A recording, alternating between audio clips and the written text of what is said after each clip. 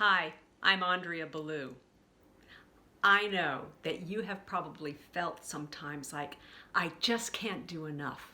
I achieve something and maybe I feel great about it for a minute, but then it's on to the next thing.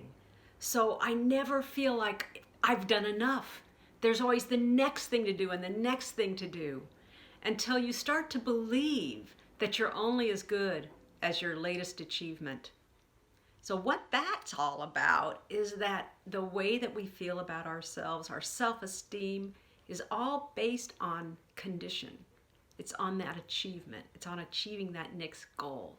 And while goals are great, having your whole sense of self based on whether or not you have achieved the next goal is not great, because that sets you up.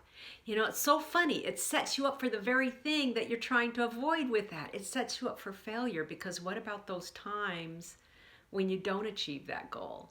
When things don't go the way that you intended? Because, hey, that's life. That's what happens more regularly than maybe we'd like to admit.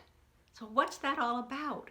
Well, it's this thing called the hyperachiever saboteur, and it lives in that survival brain. And if that's one of your saboteurs, I know it's messing with you, because it certainly has messed with me throughout the years.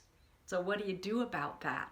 Well, you start to learn how to move out of that survival brain and into your sage brain. So yes, you can have those wonderful goals, and your whole sense of self and identity and the way you feel about yourself is not based on whether or not you achieve those goals, right? And you start to enjoy the process rather than always looking at the outcome.